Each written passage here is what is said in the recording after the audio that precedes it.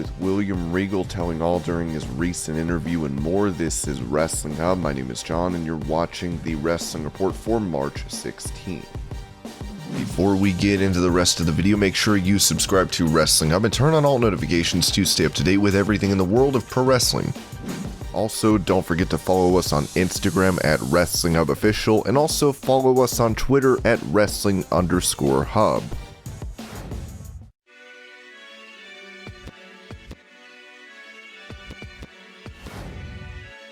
While she's currently looking to win the women's tag belts with Liv Morgan, Rhea Ripley talked on Under the Ring about a potential match against WWE Hall of Famer Lita. It honestly makes me super excited and for the future as well because these things could possibly happen. To step in the ring with Lita or the Bellas, it's honestly like a dream come true, and it's wild to think that they're gonna step in the ring with me. To hear from them that they want to step in the ring with me, it's insane. It makes me super happy and excited and proud of myself at the same time.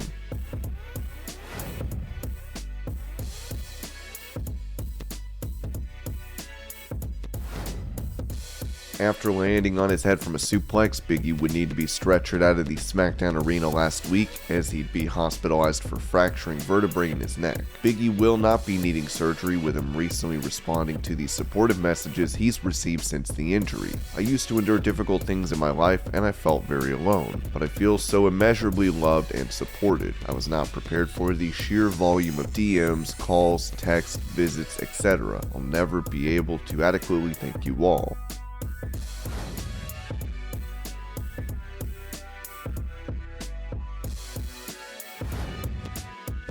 With The Undertaker being inducted into the WWE Hall of Fame this year, it seems Batista will be at the ceremony but is expected to be inducted himself next year. PW Insider said, "We've been asked about Dave Batista potentially going into the WWE Hall of Fame this year. We are told that is not currently in the planning, but it is expected he'll be in attendance in Dallas for Undertaker's Hall of Fame induction. We are told that internally Batista's official induction ceremony is more likely for next year in Los Angeles."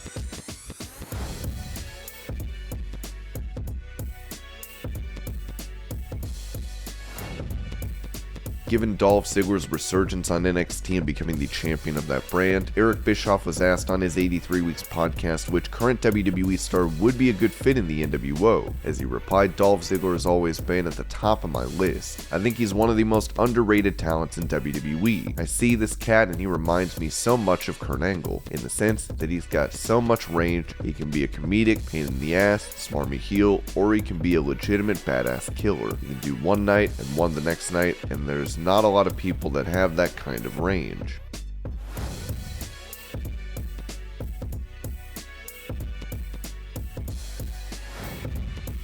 After AEW president Tony Khan reportedly paid between $30 and $40 million for Ring of Honor, ROH Women's Champion Deonna Purrazzo recently told Muscle Man Malcolm that everything is up in the air. "Oh, I'd love to defend it against Britt Baker, but there's also a lot of other women in AEW that you know, and obviously, I don't know what's to come. My relationship with Ring of Honor and Tony buying Ring of Honor, and I just don't know. There's a lot of unanswered questions for everyone right now, and everything's just a little bit up in the air, but I would love to be at Supercard of Honor. If I'm asked to be, I will be there 100% defending my Ring of Honor Women's World Championship. But yeah, it's Brit. We've talked about that for years. Feels like now, but there's such a plethora of women's talent there that I think really could be showcased better and more. I'd love to wrestle Chris Statlander. I'd love to wrestle Layla Hirsch. I'd love to wrestle Red Velvet. There's so many women there that would be first-time matchups for me and potential dream matches."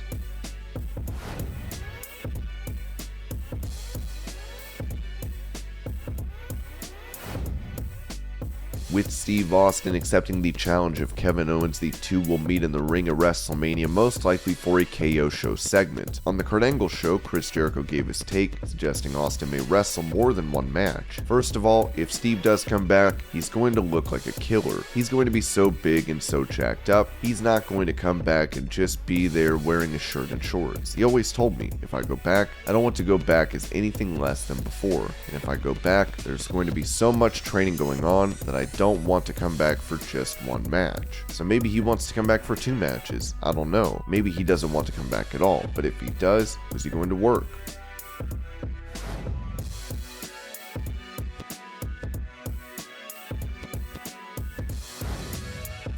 On Talk Is Jericho, William Regal spoke about NXT evolving into a new iteration, claiming this was done due to AEW. I was the first person, as far as I know, that Triple H pulled in and said, right, what's your vision for this? We did what we did, and it was a great thing for a lot of people. A great success, and I have no ill will at all. I'm really happy, because it needed some kind of change, because things have changed. AEW had come along in different things, so it needed a change, and so that went on. Regal would also touch on spending time in the hospital at the end of 2018. Once I was released, I went home 2 weeks before Christmas. The reason being, which we might get to, the last time my family were all together was 2018 for Christmas, and I was in hospital for 8 weeks. I was given at one point 24 hours to live. I had sepsis in my leg. They were going to cut my leg off. This is January 4th, 2019. So I insisted on going home for Christmas, because I've been through a lot. I had a hell of a year 2018. Sorry, it's a bit like I usually just tell people, but I'm sat with you and I'm comfortable. Things hit you a little bit. Regal would then talk about various health problems he's faced over the years.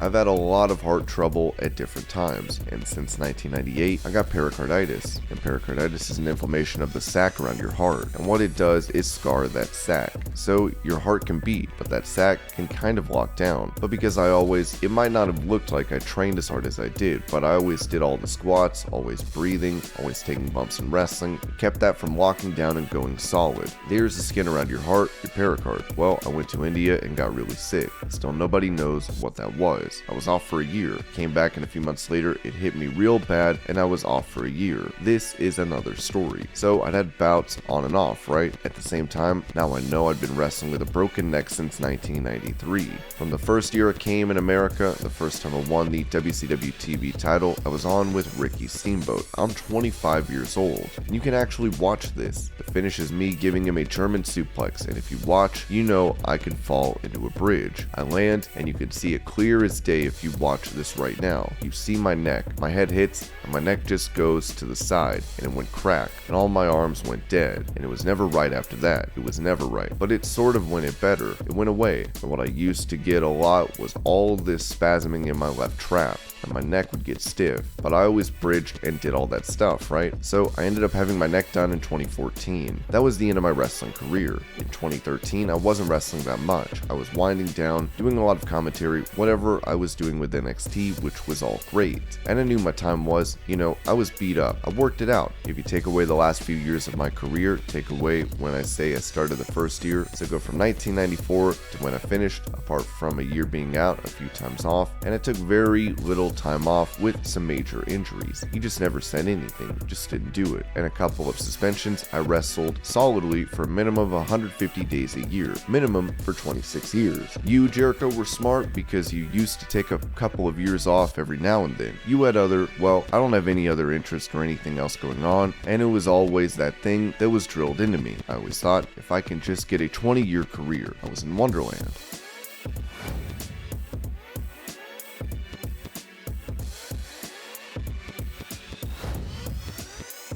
Talking to Believe in Pro Wrestling, AEW's Wardlow mentioned fans comparing him to former WWE champion Batista. To go on Twitter and, see side-by-side pictures and comparisons and people comparing me to him it's just such a cool feeling. Dave is somebody who I haven't met and would love to meet him to thank him, because he's still somebody to this day that motivates me, He's still doing big things in life, and he still motivates me and pushes me to this day without him knowing it. But yeah, man, just life and manifestation. You look at Batista, he started as Deacon Batista wearing that same suit, silent. I started with the suit, silent. Then he turned into Evolution. I had been in the Pinnacle, him and Triple H, me and Max. These things, that's just crazy. You can't write this stuff. It's crazy how life has been working out.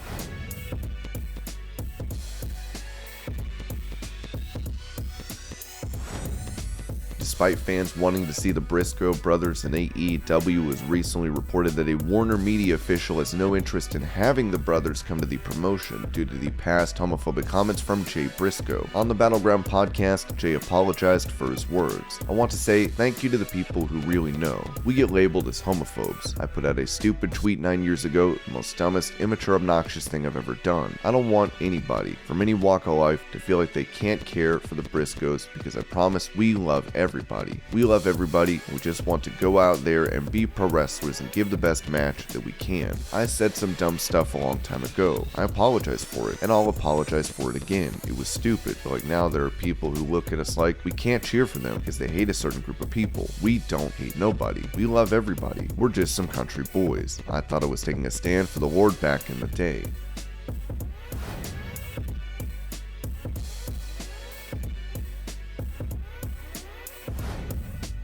EC3's promotion Control Your Narrative was founded to spotlight stars that were underutilized in other companies. While a TV deal is in the works, fans are confused over the promotion's list of rules that were recently posted. The rules read as follows. Number 1, you are in control. Number 2, you are in control. Number 3, fights end when you tap out, get knocked out, can't stand, or quit. Sanctioned matches can end via pinfall. Standard pro wrestling rules apply for sanctioned matches. Chaos ensues in the Project Pit. No super kicks, no tope suicidas, no Canadian destroyers. The fight isn't with your opponent, it is with yourself. Fights will go on as long as they have to. Sanctioned matches hit their times. If you want to control your narrative, you have to fight. Many online would take issues with these regulations. Control Your Narrative rules somehow stink worse than Terminus rules. Rules 1 and 2 of Control Your Narrative are you are in control. Rule 5 is don't do the moves we don't like. Doesn't quite add up. All far-right, incel, anti-society groups always have this. We hate the establishment and rules, everyone should be like us and follow our rules. Nothing says control your narrative than a tedious list of rules and regulations. Yeah, control your narrative sounds fun. You are in control. You are in control. But here are these other rules and moves you can't do. Is the Project Pit like an extra credit thing that is added to your narrative? I mean, chaos seemingly ensues there, so it sounds exciting. Also, if controlling my narrative means I want to control another person's narrative, how does that affect their narrative? And this was your Pro Wrestling News Update. I hope you're all having a great day. Thank you so much for watching, and I'll see you later.